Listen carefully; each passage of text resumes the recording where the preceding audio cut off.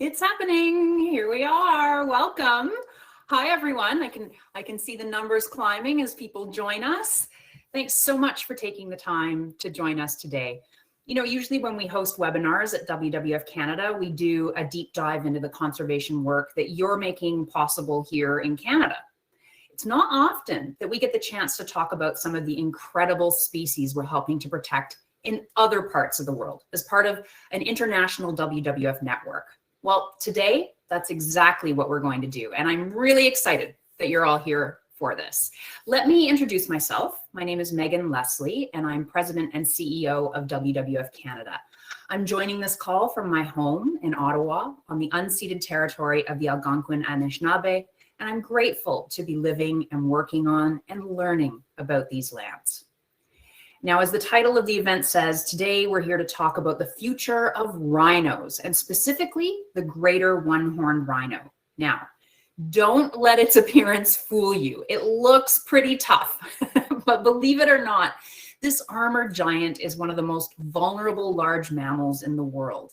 These amazing creatures were pushed to the brink of extinction at the beginning of the 20th century, mainly because of hunting. But thanks to decades of conservation efforts, their population is slowly recovering, and current counts are close to 4,000 individuals. And their comeback shows us that concerted conservation efforts can recover wildlife populations, even in perilous situations. Now, I was fortunate enough to travel to Nepal in 2019 to see firsthand how WWF is working with local communities and using science to protect some of the world's most iconic species like tigers and snow leopards, elephants and rhinos. And I did get to see a greater one-horned rhino. But one visit certainly doesn't make me an expert. So we're lucky today to have access to real experts on rhinos today. You're going to hear firsthand from WWF colleagues who are working on the ground in Nepal and who are helping bring the greater one-horned rhino back from the brink. They'll be sharing more about the challenges facing wildlife in Nepal and what they've learned along the way that we can actually apply to conservation efforts in Canada. Now, as you know, climate change, biodiversity loss, these are global challenges, and we've all seen the headlines confirming what international scientists have been telling us for years. Climate change is here. Biodiversity loss is happening. And if we don't set a path for nature's recovery, we're going to continue on this irreversible course.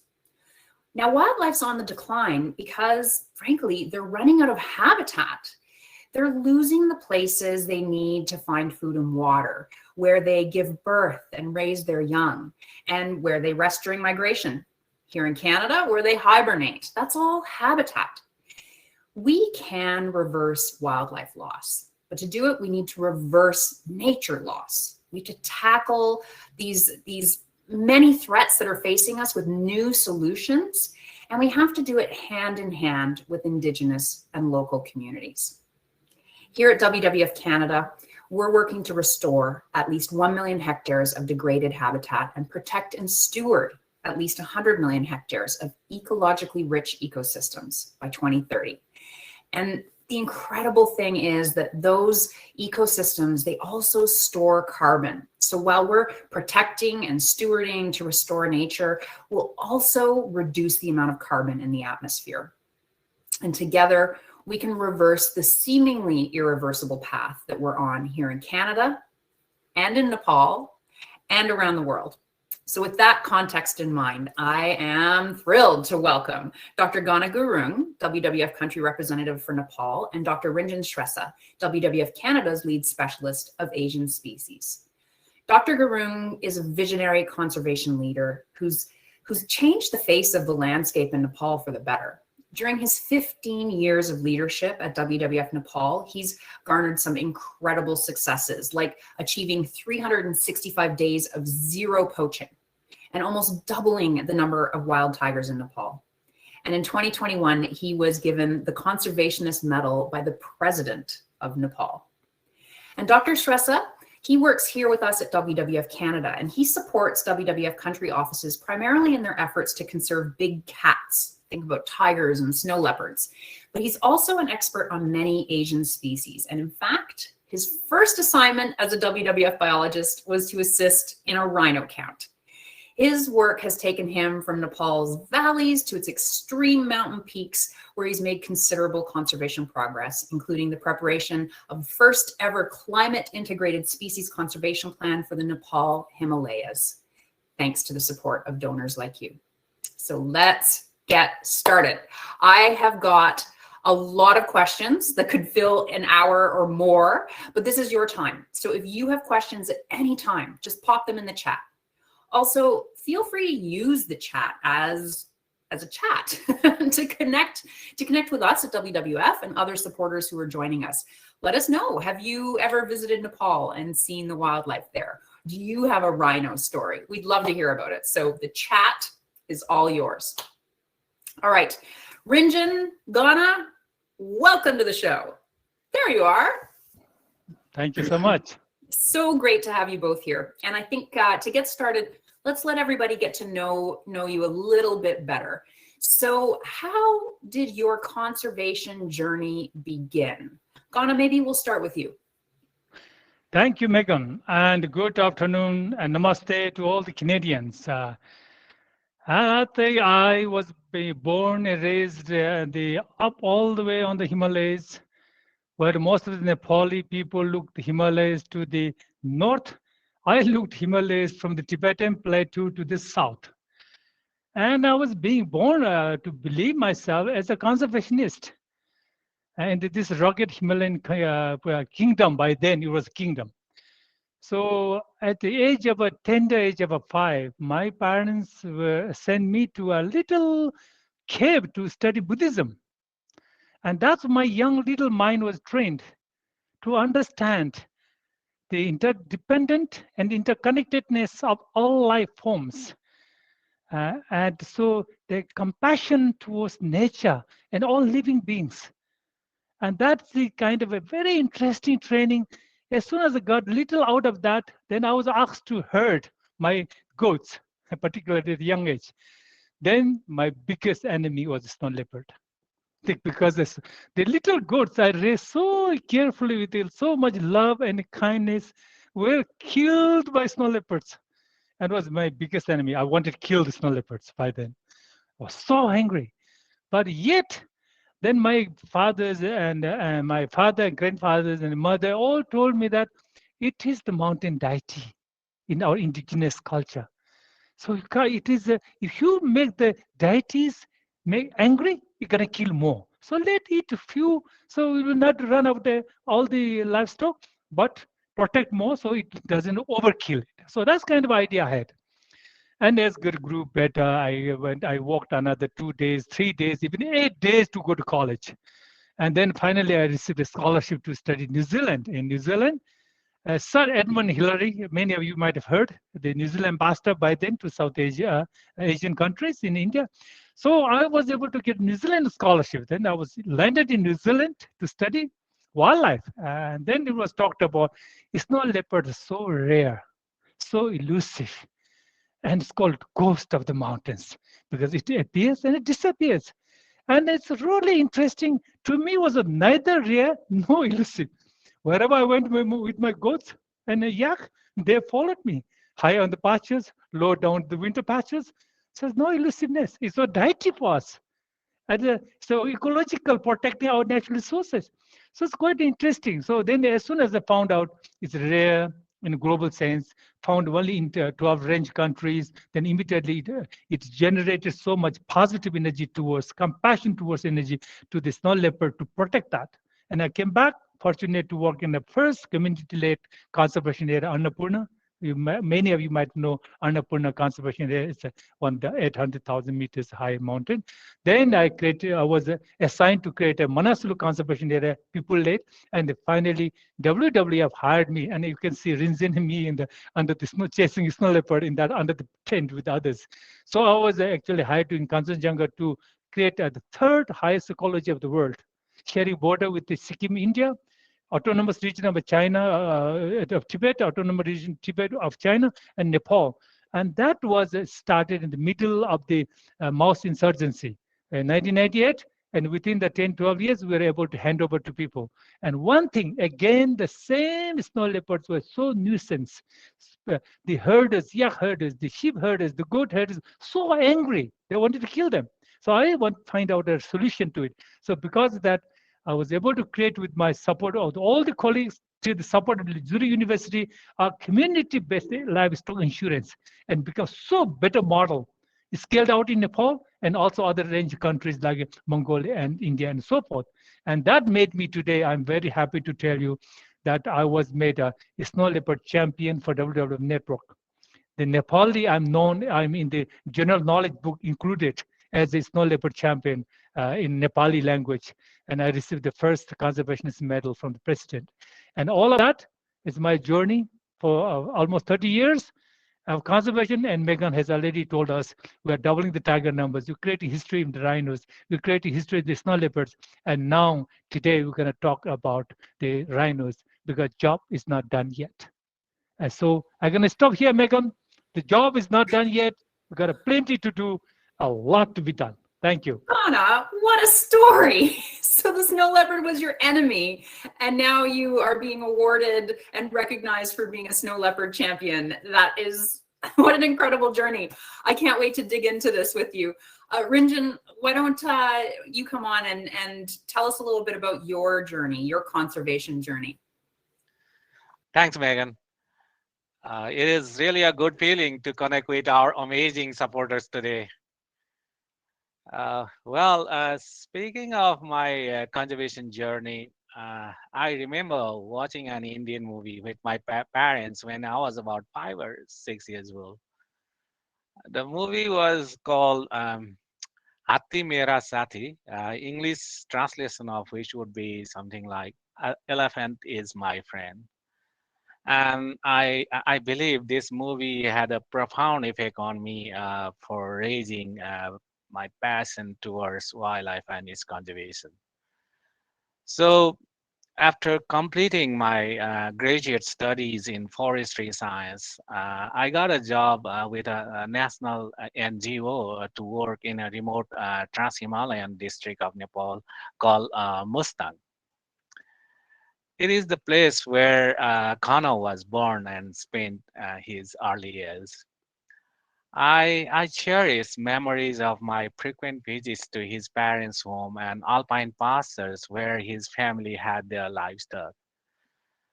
And I still remember vividly my encounters with orphan lynx and snow leopard while I was stationed there in Mustang. It turned out that lynx was thought to be extirpated from the region until our discovery. So the news spread among the conservation practitioners around the globe. And I got a scholarship to study a master's, then a PhD degree in conservation biology in Norway. So after completing my postgraduate studies, I joined WWF in 2008, and since then I have mostly been engaged with Asian species, and and my first assignment, as Megan said earlier, was to help rhino count in Chitawan National Park of Nepal back in 2008. Thanks, Ranjan. I'm going to ask you questions about that rhino count later. For folks joining, the chat is yours. Share your stories. Shout out to River Heights Public School in Caledonia for joining us today. And Ranjan and Ghana people are expressing their thanks for being able to participate in this and learn about rhinos. So let's jump into rhino conservation. Ranjan, I've got a question for you. Sometimes in conservation, we can easily see the connection in the web of life. Okay, so you say, well, this insect, it pollinates flowers, and this predator keeps other species populations in check. But what do rhinos do, Ranjan? What do they do, and why should we care about them? You see, Megan, rhinos are one of the longest living mammals of our planet. Sadly, their population is dwindling, and they are in need of our help. They do not have voice and are defenseless against threats posed by we humans. Rhinos are gentle creatures. They help many other species, habitats, and communities just by being rhinos. And for this reason, they are often referred to as the ecosystem engineers or umbrella species. So, Megan, let me briefly explain some of their behaviors that help maintain the balance of ecosystem as well as provide support to a local livelihood. Rhinos help distribute nutrients and promote regeneration of palatable vegetation across their habitat.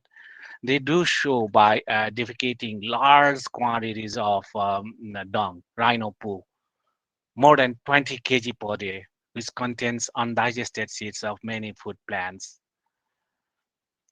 A study carried out in the Tarai Arc of Nepal has shown that the regeneration of one of the rhino's most preferred food plants largely occurs through the rhino dung, rhino poo. And this plant species is appropriately named as rhino apple tree.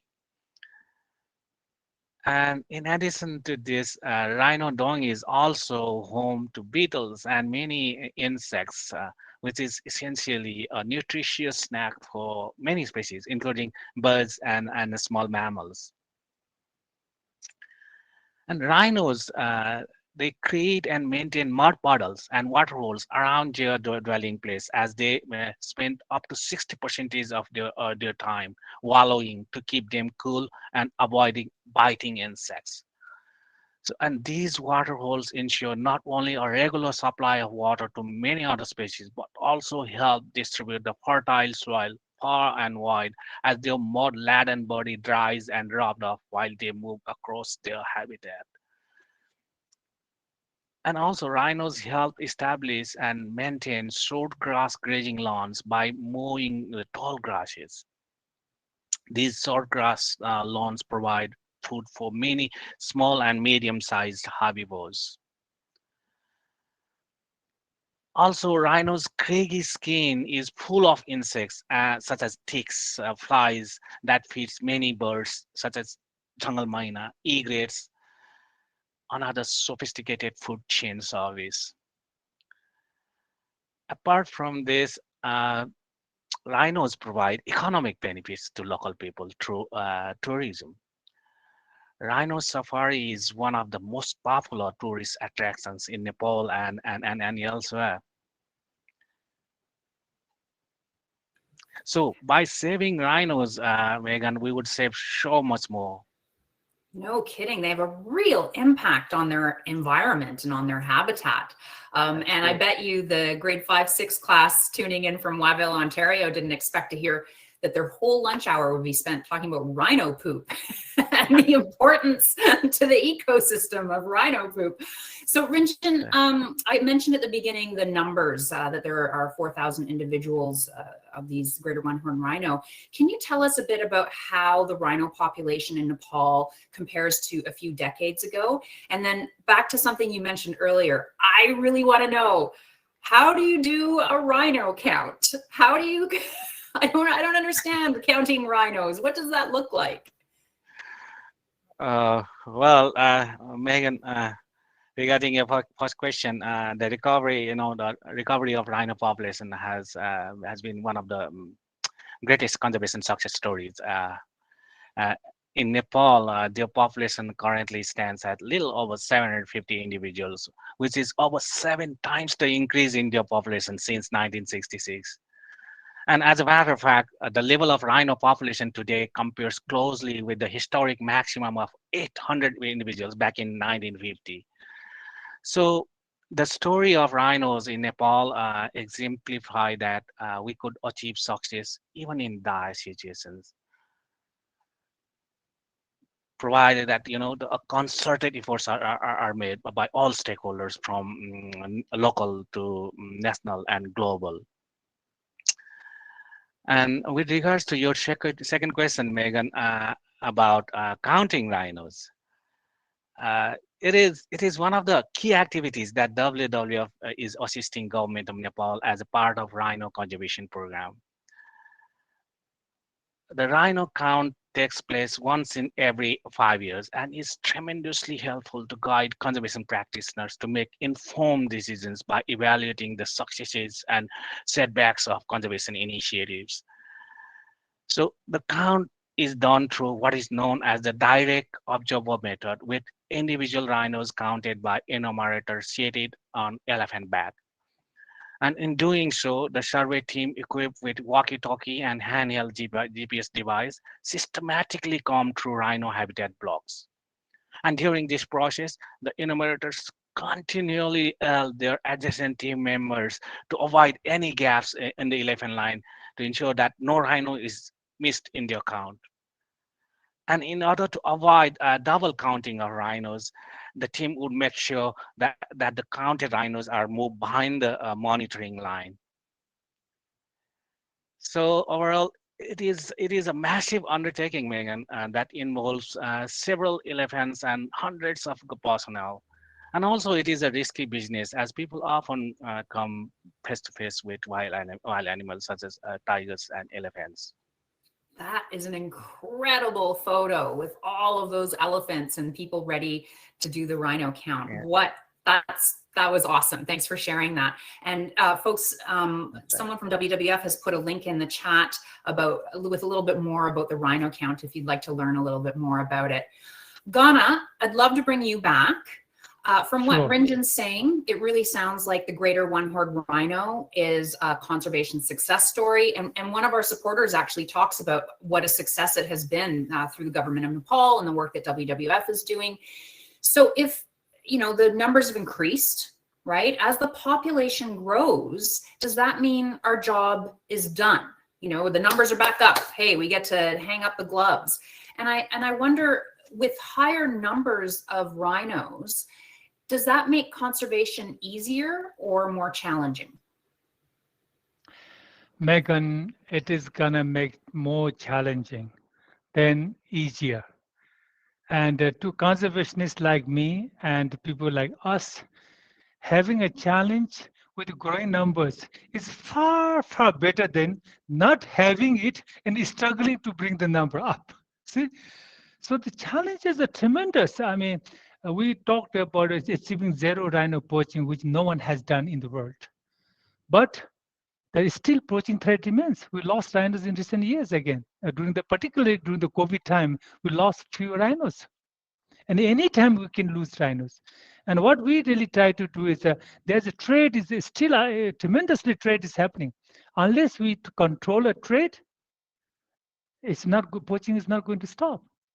So it's then there's under the climate change impact, you have prolonged droughts, water sources are drying up, the plant successions are happening, lots of infrastructures are coming up, grasslands are getting degraded. All of that has got a huge challenge to overcome. And new challenges. These are A some of them are new lot of them, challenges. these are Yeah. so much new challenges. Yeah. And particularly, Megan, 2015, we had a huge flood, never expected. And you saw the rhino, how big it is, the engines in the photo, no? And that rhino was washed away. We do not know how many got killed. Actually, we have to bring 10 plus rhinos from India back to Nepal. They were all washed away with the flood, with the water. So that level of new challenges, threats under the climate change. And we talk about zoonotic diseases. Yeah. Because then we are talking about a number has grown up, but it's confined to a large number, more than 600 in Chittor National Park, a small space. We have a roaming, now increasing tourism, over exploitation, you name it, and the roads are coming, railways are coming, coupled with a hell of a challenges. Yeah. And then that's the important that we really need to tackle all of that.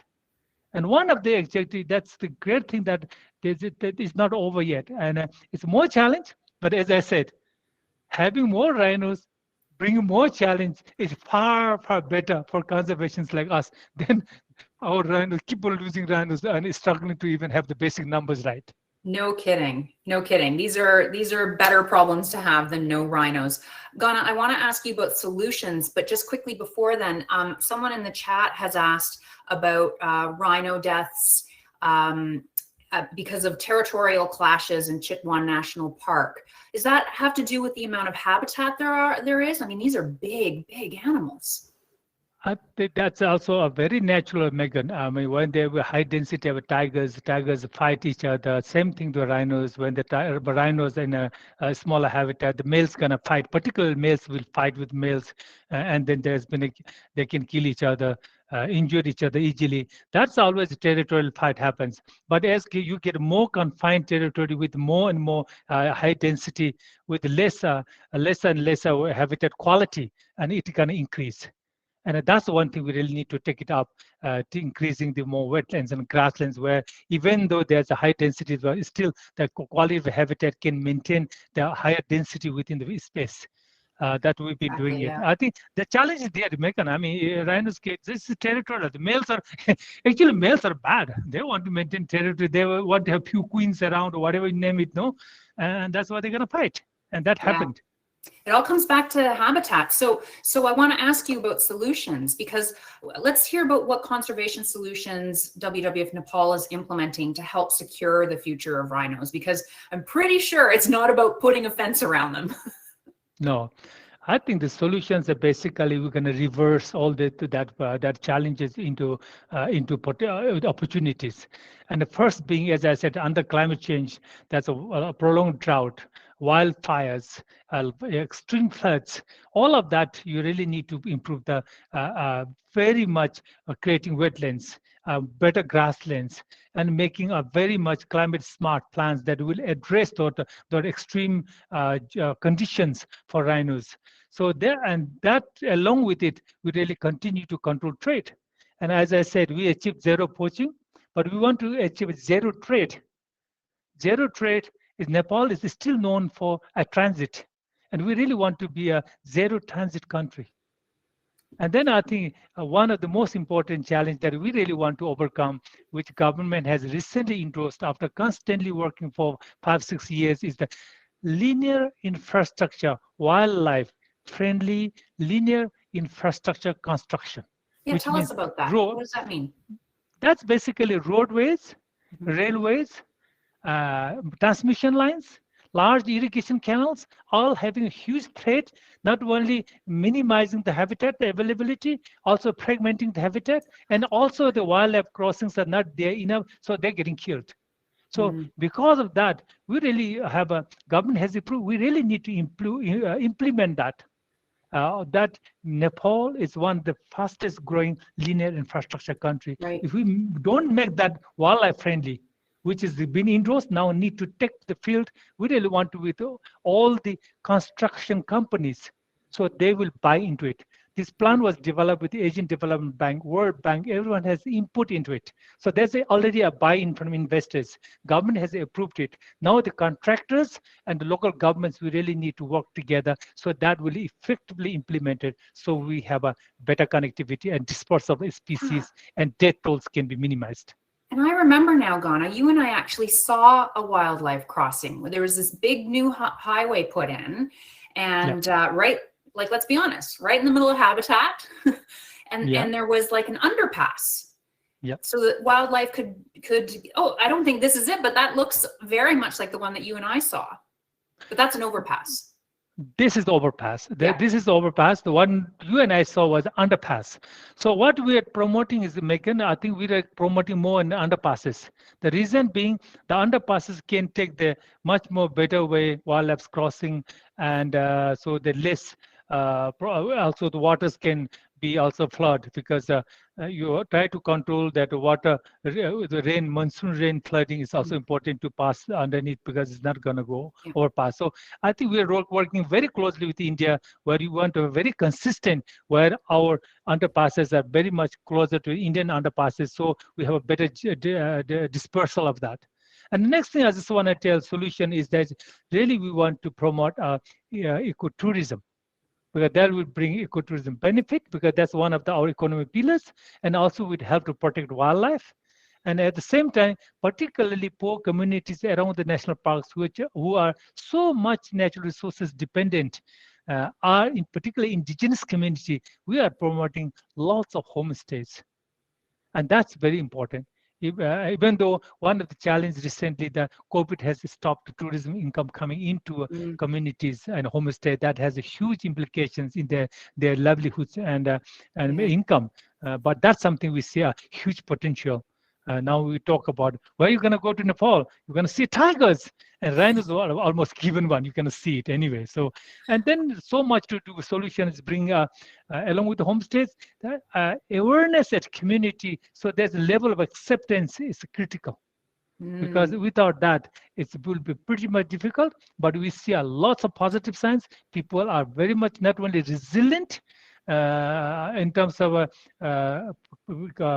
coping with the climate change and the conflict with the wildlife, but also they want to be much more restoring pride. And you and yeah. I saw. People can see the benefits to their lives by having habitat and having these incredible animals around them. Yeah, exactly. They want to see that ecological services are much improved. Their water tables Yeah. are higher for the agriculture services, ecotourism benefit, and also their cultural story. When you and I walked in the corridor, they talked about we are proud that we are in the Tiger Land. You see, there's so much closer to our Yeah. cultural pride, our social pride, and it's being economic benefit. And particularly was one of the interesting I was found was when you and I walked in the corridor between Mhm. India and Nepal. The woman told me said, look, people talk about so much gender-based violence, and this homestay has automatically resolved that violence against women, because I could make my money and I don't have to ask my husband. I can educate my children, and our conflict had reduced to almost zero. And I Yeah. say that was not only economy and education part of it, also gender-based violence has stopped. And that That, made me such a happy ending of a conversation. yeah. That it was incredible when I visited you to hear stories like that and to hear people really, in different ways being touched by wildlife in a positive way, whether it was the homestays and the economic security it was bringing to communities, the health center that was funded through ecotourism, or the citizen scientists that we met. And I remember one of them saying, we were asking, why do you do this work? Why, you could be doing so many other things. Why are you out here? It was about tigers in particular, watching tigers. And he said, these are our tigers. This is our land. I'm proud to do this work. And when people can see themselves in conservation work, that's when it lasts. Yep, I think that's what I think we believe in people. I think you might ask me later. I think we really need to believe in people, particularly indigenous communities who are living with the nature, have been living centuries with nature. They have tolerated so much. That's why still tigers, rhinos, elephants are there. Otherwise, it would have been gone long way. It would have been gone. See, and I Yeah. think that's now it's our job to make sure that the modernity of the expectations, aspirations of people need to match to certain extent, so that balancing act is much more done in a Yeah. development sense that's sustainable. I'll bring Ranjan back in a second. One more question for you, Ghana, from one of our viewers who when you talk about poaching, that's not an international wildlife trade and trafficking. That is not a thing that we really talk about a lot here in Canada. It's not an issue we face like you do. So can you talk a bit about how we can talk to people about why they shouldn't be buying rhino horns, for example? What is the consumer part of that piece of that puzzle? The piece of that puzzle is that the wildlife parts like rhino horns and the tiger parts are not being consumed in Nepal. It is done in the neighboring country. So because Nepal is a transit. So basically here, people are lured to pay such a high price, humongous prices for that wildlife parts, like a rhino horns and a tiger parts. That's why skins are. So that's why they poach. And poachers are normally the poorest of the poor, living around the vicinity of the park, because there are very little livelihood options. A, B, they are actually lured to have a quick money. And the traders are somewhere else. That's why we really want to work very closely with the enforcement agencies, border securities, police, postal, all of that. So we really control the trade as a transit. And then once we control the trade as a transit, then definitely it will be there. But it's not. But other side, I think a lot has been done. Other side of the world, particularly in our neighboring countries like China, why it is done, and here also been done, Megan. the rhino horns are not aphrodisiac. It's not going to cure something else. Doesn't work. And no, tiger horns are not going to make you a powerful like a tiger. It's not a myth. I think one of the challenges, Megan, is so much is culturally intricately linked with your kind of a psychological culture that say tiger bone, tiger skin are pride, status, and then rhino horns give you a aphrodisiac. Bloody hell, what the aphrodisiac? Nothing's going to be aphrodisiac. Yeah. You can eat lots of protein, something else. But that level of understanding, we are really working with faith groups, Megan. Very recently, last 3 years, we were working faith groups, and we are working the local healers and amchis, we call medicine, traditional medicine doctors. So they are actually finding all the replacement for wildlife products. And we have published a book. I will send you the book that, so you can actually share with your communities there. Thanks. Rinjan, sorry, you've been on the back burner. Okay. But I've got some questions for you from some folks in the chat, and this is not a question that's been asked, but I'm going to ask you because I know you know the answer. How many species of rhinos are there? We're talking about the greater one-horned rhino. How many species are there? We've got 5 species of rhino, Megan, and 2 species are in black rhino and white rhino are in Africa, and 3 species, Javan, Sumatran, and greater horned rhino, they're found in Asia. Okay, so a question from one of the students who's watching. What's the average lifespan of a rhino? And they wonder maybe it might depend on the species? Yeah, but on an average, they would say it would be between 35 to 45 years. That's the the average range, I should say. Yeah, 35 to 40 years. 35 to 40 years. Okay, great. 44, yeah, sorry. And since the question came from a student, what actions could kids take to help the cause, to help rhinos? What can kids do? Oh, Megan, actually, all of us have a role to play in conserving rhinos, and kids basically, they have because they are our future, and so they have a crucial part here. They can actually spread the news about the importance of rhino among their peers, and also the seniors, and also they can volunteer the conservation work that we do, and they can also help raise support and funds in their community. So that will be a tremendous help for conservation practitioners working on the ground. It's amazing. You have, both of you have kids, and there's other kids in your lives. It's amazing when a student learns something in school and comes home with that information, and all of a sudden they're like turning off the lights on you because they know it saves energy, or they're making sure you recycle properly. I mean, kids have an incredible role to play in spreading the word about the environment and about wildlife and nature. They can have a huge impact just by talking about what they learned. Yeah, that's right. Absolutely. So I'm just going to check the time. Oh, good. Okay, good. I want to delve into one topic before we wrap. Ghana, this might be for you. Rinjan, feel free to weigh in, but I'd love to hear more about your work with local communities. I mean, Ghana, we were just talking about how when people see the benefits of conservation in their own lives, how it's more lasting, it's vital to the long-term success of conservation efforts. Tell me a little bit more about that work in Nepal. I think, Megan, the first thing all of us, we really need to trust people. The fundamentals of indigenous people who have lived long enough in the land, generations after generations, because of that species is still there.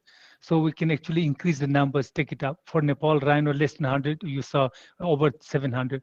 So that is a trusting on people and empowering them and engaging them as equal partners. I think we have done pretty well from Annapurna. By the time we reached to Kanchenjunga, who would have thought the third highest ecology of a country with a very critical political region of China and India in a tri-nations, where in the middle of the Mao's insurgency in 1998 to 2006, where we lost so many our own leaders, including, unfortunately, we lost our own Jennifer from Canada, see, on the helicopter crash in 2006.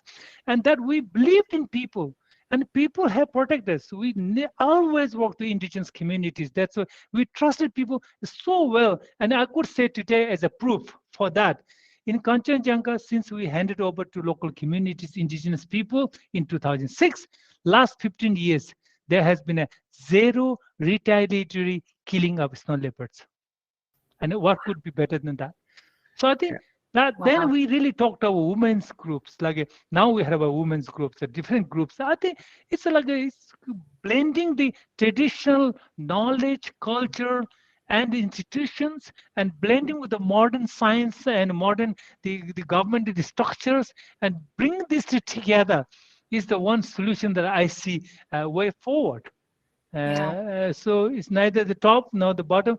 Bring them together because what traditional. So I think we have worked with the indigenous. So one quick thing about Megan is that not only indigenous communities and local people, but recently, quite recently, we are working with all the free prior consent issues. Mhm. Okay, with indigenous people, we are working with the National Human Rights Commission. So because the conservation cannot be done at the cost of people, human rights, Yeah. and that's And, something we're working on it. We can learn a lot. yeah, here and in Canada. just wanted to add what Connor has already said, Megan.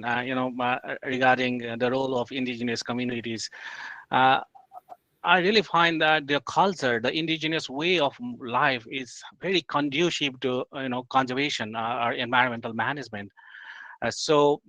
By following their cultural norms, we could maybe enhance or boost the conservation practice that we carry out in the field.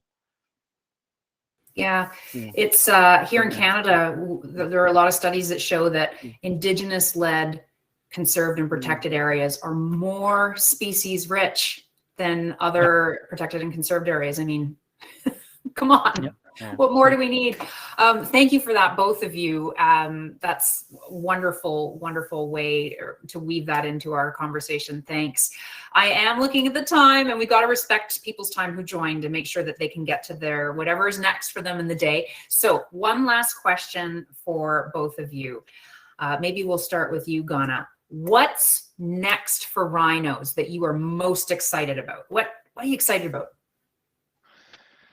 Wow, the most excited me is really I wanna take the rhinos in the highly densely populated Chiton to sparsely populated areas, so you can take the rhinos in one place. You're They create moving new them. homes, Oh, new wow. homes, Okay. and then new homes means you have a genetic dispersal. And the next exciting is really work with India. So rhinos continue to travel between India and Nepal. So there's a genetic dispersal, their population flow on that. That's something I really am excited about it. The next thing is really, really implementing the linear infrastructure wildlife friendly guideline. I'm gonna make that happen. And the excitement and challenge is Nepal gonna be a zero transit country soon. That's what we're gonna work on that. See? And I think with that, the final I would say, we're going to create a hell of a, with your support, everyone's support, wetlands and grasslands. We have one of the highest densely populated rhino populations in Nepal, thriving with other species and the habitat. So we have a hell of a tourism. Tourists are very much sensible, plastic-free parks. So that we have a thriving economy, thriving wildlife, bringing together. That's what excites me most. Megan. Ghana. If anyone can do it, it's you. I'm excited. Definitely. I'm excited for the rhinos. Rinjan, what about you? What are you most excited about? Well, Megan, as I mentioned earlier, the traditional method of counting rhino is labor intensive and too expensive and often a risky business. Thanks to recent advances in science and technology, now we have applications such as LiDAR, thermal sensors, conservation drones, molecular genetics, which makes possible to obtain reliable estimates of rhino population with a minimal effort. And also, satellite GPS telemetry is another remote sensing technology to study movement and ranging pattern of rhinos from the comfort of our office room, for example, here in Toronto. So I am very excited about these emerging technologies, which I believe is truly a game changer in studying rhinos and their habitats. Seems like a game changer for sure. Technology for good. Yes. Yes. Thank you, Dr. Gurung, Dr. Shrestha, Ghana, Rinjan. Thanks for this fascinating discussion on conservation in Nepal and how WWF is helping to recover the population of this beautiful vulnerable species. This was really fantastic. I loved this conversation. And Thanks most for having us. importantly, let's also thank everybody who joined us, our dedicated supporters. Thanks for joining us today. Thanks for coming to this deep dive into rhino conservation. And reach out if you have any questions. We also have a Wildlife Wednesday tomorrow at 3 p.m. Eastern. So I'll be live on Facebook with Rinjan, and we'll be talking a bit more about rhinos and his recent expedition to Nepal. Now, the number one question that we are always asked is, how can I help? Well, if you are interested in supporting these crucial conservation efforts, we have very generous donors who have agreed to match your contributions. That's right. The Makoshan family of Saskatoon has agreed to match all donations up to $15,000 from now until May 20th. So every dollar that you can donate, you can double your impact, thanks to the Makoshans. Now, I don't know about you, but after hearing this presentation, I am confident that together we can create a thriving future for Nepal's rhinos. Thank you again for joining us, and have a great day.